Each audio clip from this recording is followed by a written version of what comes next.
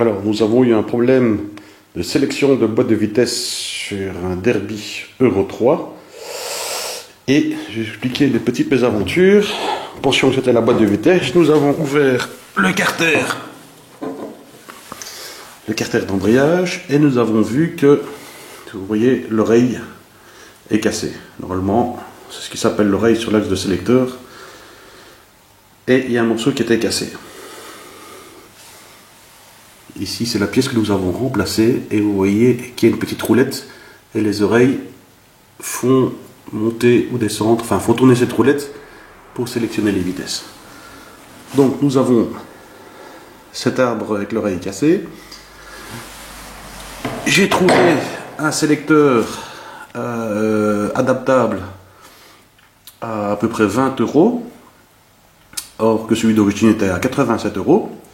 Nous avons roulé avec et après 10 km, nous ne savons pas pourquoi, mais ici je l'ai remis en place, mais l'oreille s'est retrouvée, elle, coincée. Et d'ailleurs, je crois qu'on voit même une marque.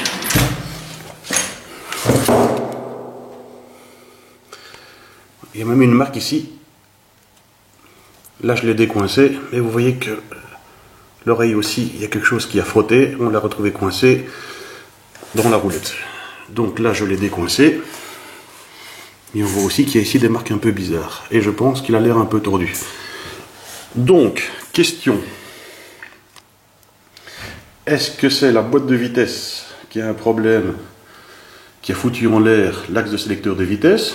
Donc, en clair, est-ce que l'axe de vitesse, est-ce que c'est la cause du problème ou c'est la conséquence?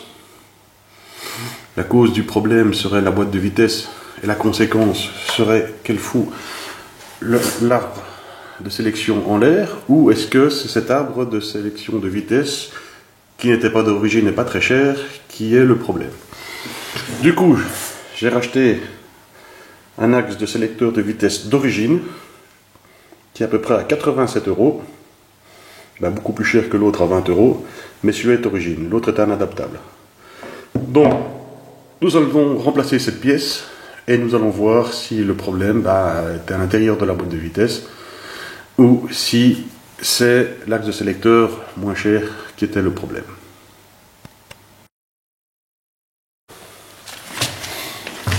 Donc, ça c'est celui d'origine qui est l'oreille cassée.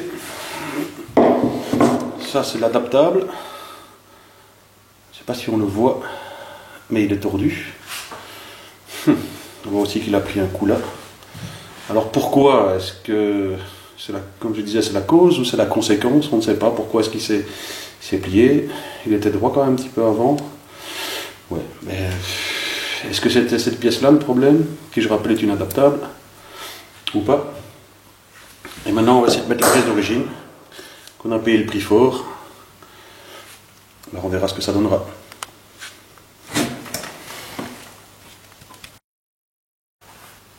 Donc ici on a l'étoile qui est la sélection de vitesse.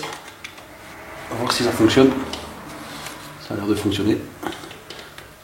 Première, deuxième. Et là, on est au point mort. Donc on va placer le nouveau sélecteur. C'est une pièce toute bête à changer. Hein. Voilà, en ergot.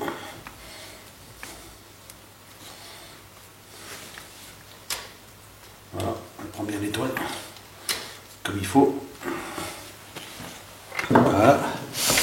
Qu'est-ce qu'il y a à faire? Le tambour, on regarde derrière. Tout va bien. Par contre, on ne testerait pas de voir si ça marche avec le vitesse. Parce que j'ai pas fait une bêtise ici. Ah, j'ai oublié la bague centrale. Sans ça, ça ira moins bien. Il n'y a pas de sens. Voilà.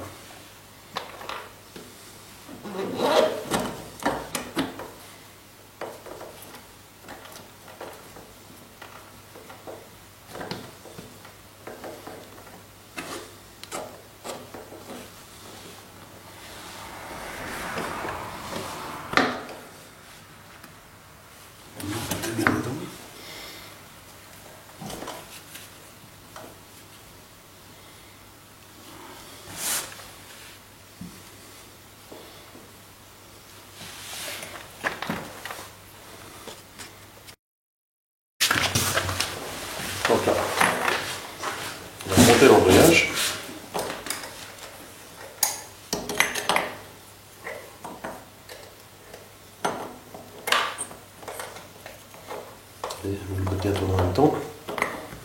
Voilà. Alors pour ça,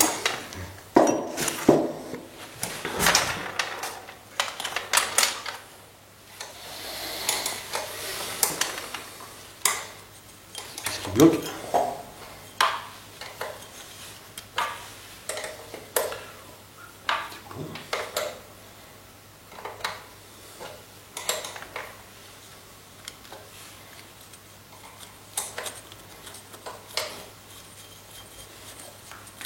Bien serré.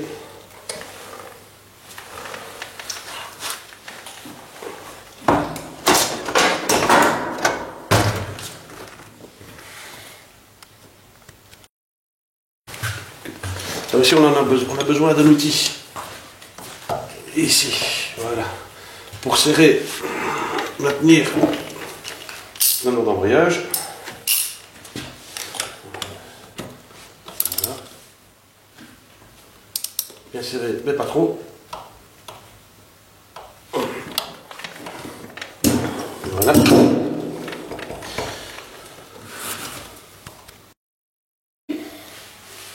Alors ici, bien. Voilà.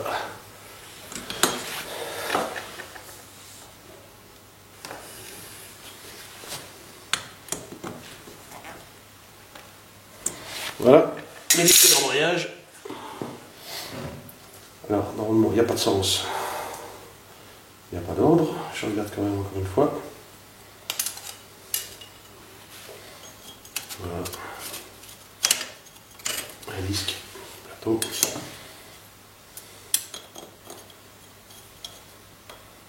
Ici, il n'y a pas de sens. Je pense que sur certains modèles, il y a un sens. Mais sur celui-là, il n'y en a pas. De façon identique.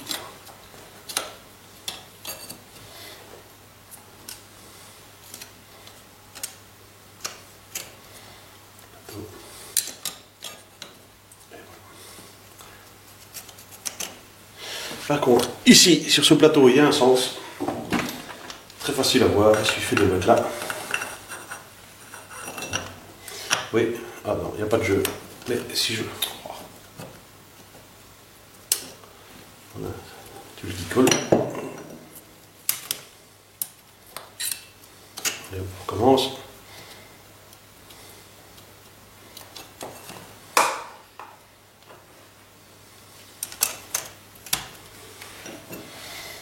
Et en fait, si on le met dans le mauvais sens, il ne se ferme pas. Vous voyez qu'il y a un jeu ici.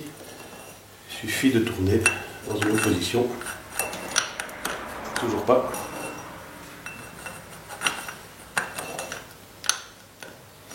Toujours pas. Toujours pas. C'est bizarre. Voilà. Voilà.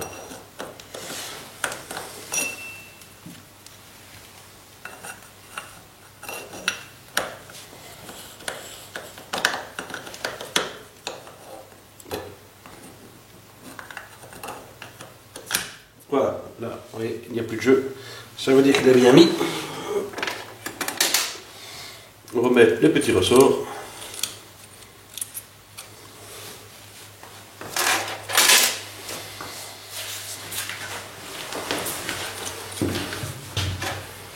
Hop.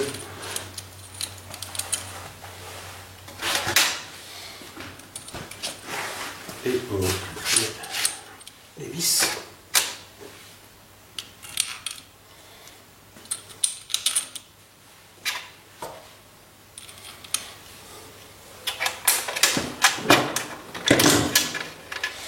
Les petites vis plus siphon. Il est là. Et on visse tout simplement. Voilà.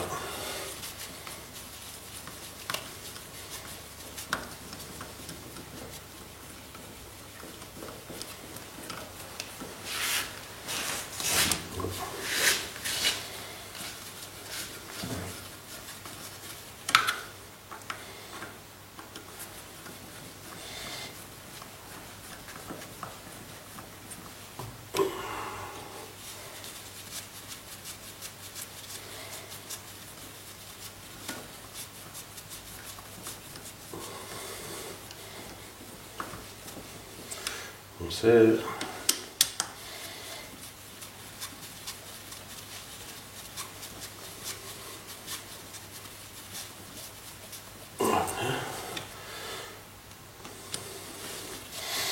Et là, on peut serrer à la main. Normalement, chaque vis, il y a un couple de serrage à respecter. Mais bon, on va le faire à la main. Bien serré, de nouveau. Bien serré, mais pas à fond. Pas comme des malades non plus. Un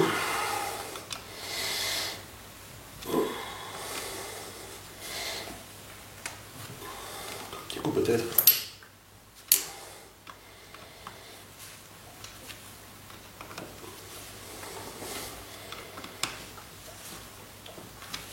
Et voilà.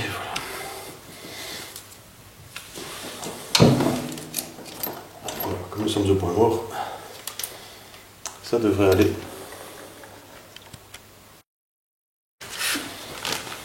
Donc évidemment, à chaque opération, il faut changer le joint. Alors, ça il est un peu embêtant à mettre.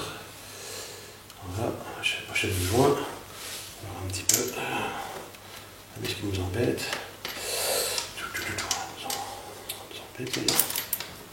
Nous embête vraiment, hein. Hop. Sérieux. Voilà. Remettre le carter.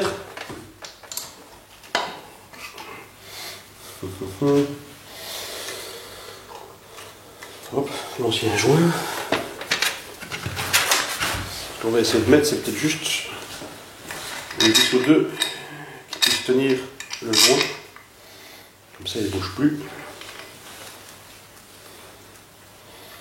Là, c'est là par contre, ce serait super. Comme ça.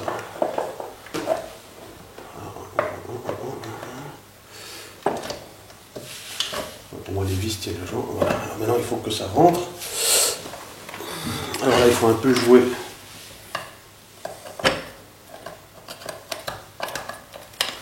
Il faut un peu jouer.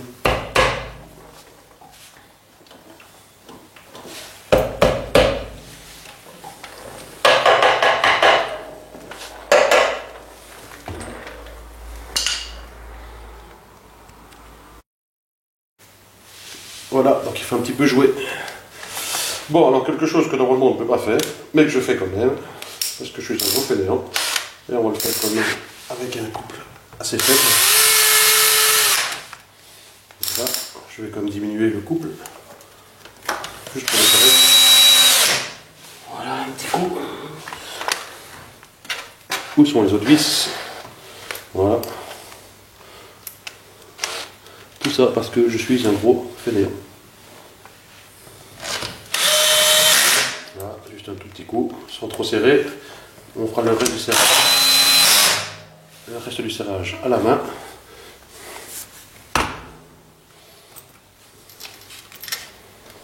Et il y avait celui-là qui est ici.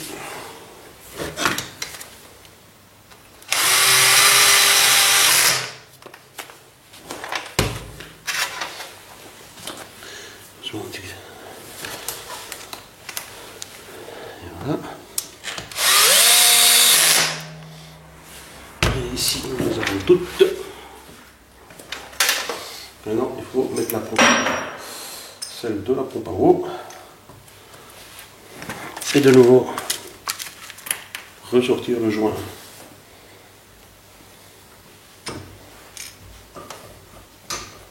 De la pompe à eau.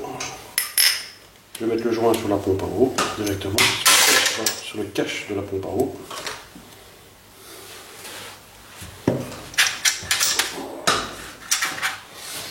Je vais ce qui tombe.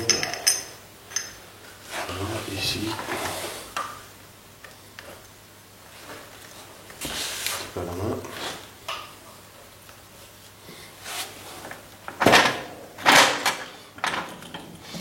J'ai perdu une vis au passage. Et voilà, notez qu'il y en a une qui est plus longue que les autres. C'est celle qui se trouve ici, en bas à droite de la pompe à eau. De nouveau, doucement. Et voilà. Maintenant, un peu serré.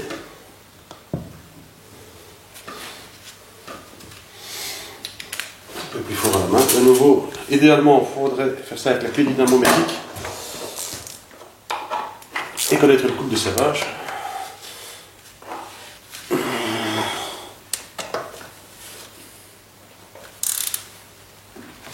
Mais, vraiment, de nouveau, serré comme il faut, mais pas trop, c'est comme de l'aluminium. Ça se fait évidemment en croix, pas en croix, en spirale.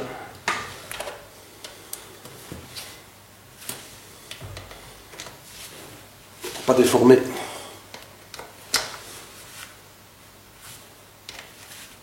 Le carter.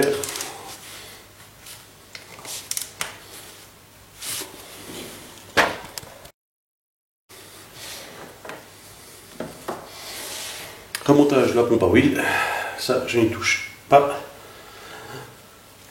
je n'y touche absolument pas. C'est-à-dire qu'il y en a une petite pièce qui tombe.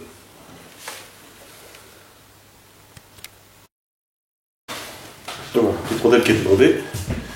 Donc il y en a qui démontent la pompe à huile, etc. Moi je n'y touche pas, parce qu'il faut purger ça. Et c'est une chose qu'il ne faut pas toucher, c'est une pompe à huile, parce que si vous modifiez un réglage ou c'est mal purgé, vous risquez de faire serrer la moto. Donc ça, pompe à huile, danger. Boum, boum, boum.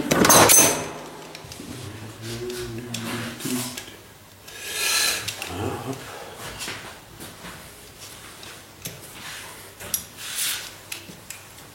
Serre.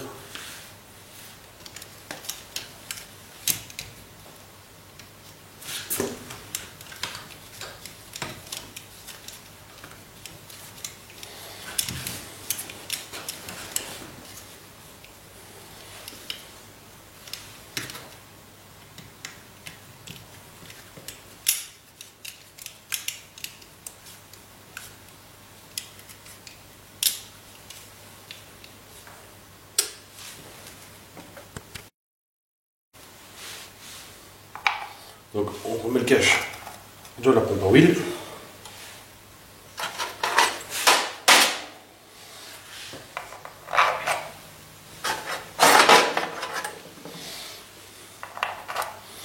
Un petit cache à la con en plastique.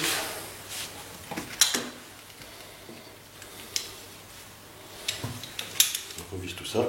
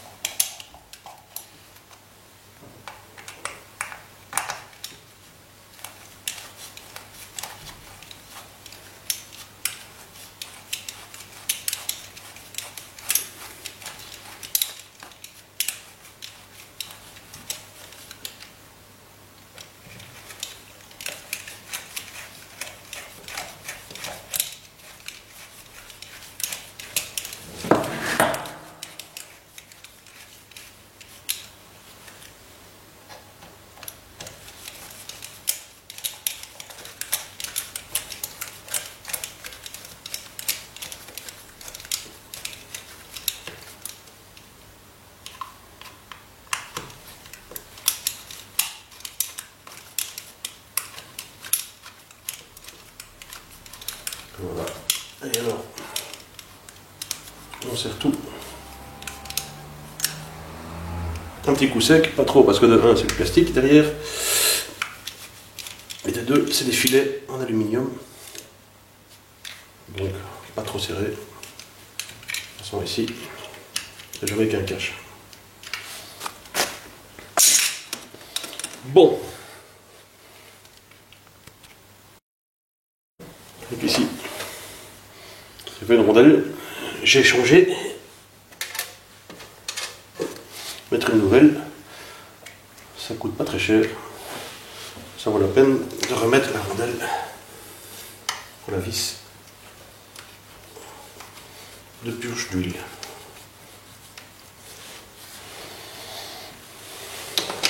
Là, relativement bien serré pour que la rondelle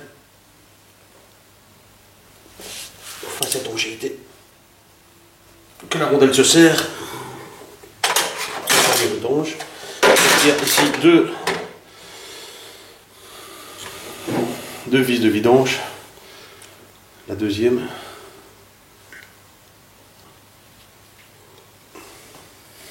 Là un petit ergot. Ici avec un petit bout aimanté pour récupérer de la limaille éventuelle.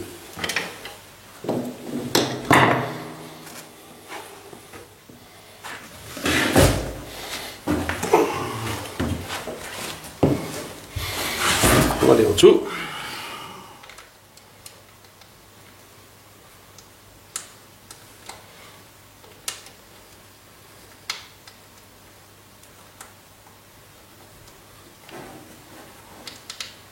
Quand tu veux. Voilà.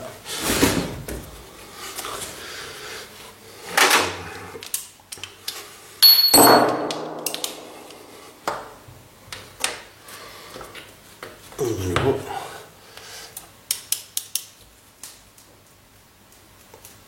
On serre bien, pas trop fort, mais assez. Si on n'a pas serré assez, il y aura des petites bouclettes, mais ça, on peut encore resserrer un peu plus tard. Au carreau. Tu vois, hop.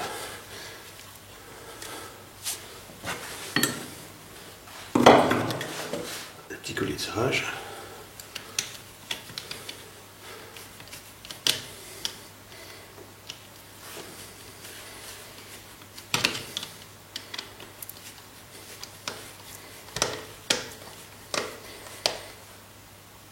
Voilà.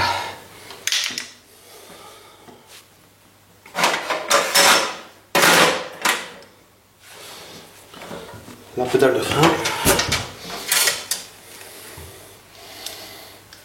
Je ne sais plus comment se met maintenant. Comment ça se met?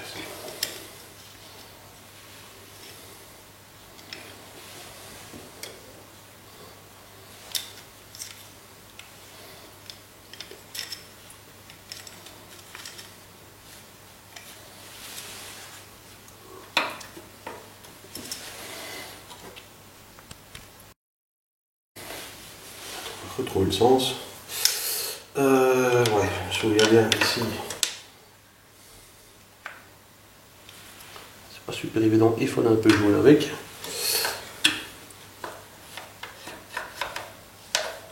Voilà. Voilà. Encore un petit peu. Encore un petit peu ici. C'est bien celle-là. L'axe.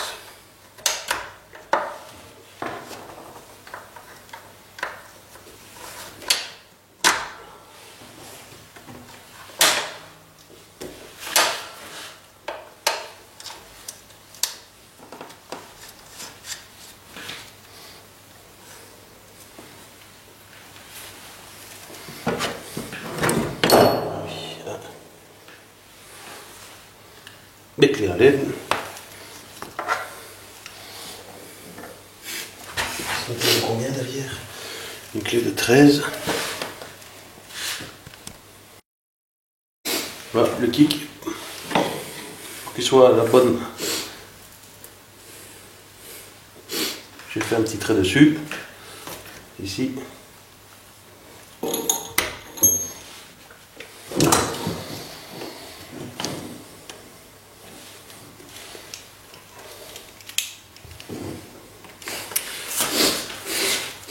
Donc après ça, nous allons remplir l'huile. Attention, toujours mettre de l'huile recommandée par le constructeur. J'ai vu plein de posts où les gens racontent n'importe quoi. Il y a une huile qui a été définie par le constructeur, vous mettez celle-là et pas une autre. Voilà. Tous les gens racontent n'importe quoi. Et ici, je crois que c'est la 10W30, spéciale boîte de vitesse. Attention, il y a de la 10W30 moteur, 4 temps, et la 10W30 pour boîte de vitesse. Ce ne sont pas les mêmes. Dites-vous bien que si le constructeur et les ingénieurs ont travaillé là-dessus, c'est qu'il y a une raison. Et voilà, je pense aussi qu'il y a par exemple plus de lubrifiant dans l'huile moteur que dans une boîte de vitesse, et lubrifier un embrayage c'est quand même pas terrible. Donc voilà, maintenant ce qu'on va faire, on va mettre l'huile de l'autre côté. Donc voilà, la Derby Euro 3. Nous avons donc fait le plein d'huile, pour la boîte de vitesse. Donc comme je l'avais dit, c'était pas une 10-30 mais une 10-40. Utilisez toujours l'huile spécifiée par le constructeur, jamais rien d'autre. Il y a pas mal de conneries à ce sujet, vous entendez tout et n'importe quoi sur les forums. Eh ben, il y a une seule règle, vous prenez celle qui est définie par le constructeur. Point. Comme ça, pas de surprise. Voilà, on a fait aussi le point du niveau d'eau. On a fait un premier test. Ça a l'air de fonctionner comme il faut. On mettra un poste plus loin, avec un petit tour avec, pour vous dire si dans le temps, notre réparation a marché ou pas. Voilà, à bientôt. Bon, voici des nouvelles de la moto. On a changé l'axe, ça fonctionne bien. On a fait une centaine de kilomètres avec. Pas de problème. Voilà, je comprends toujours pas comment est-ce que la partie de l'étoile, de l'axe de l'étoile, s'est pliée. Voilà. Donc évidemment, bon, il y a le test. Et alors, ce qu'il faut faire après, c'est vérifier en dessous de la moto s'il n'y a pas des gouttes d'huile, ou de l'eau si on a mal serré quelque chose. Voilà. Donc comme je rappelle, on l'a pas serré la clé dynamométrique, on l'a fait à l'œil et on a regardé en dessous et il n'y a rien qui coule, aussi bien sur le joint de carter que sur les bouchons de vidange. Donc voilà, on peut dire que c'est impeccable.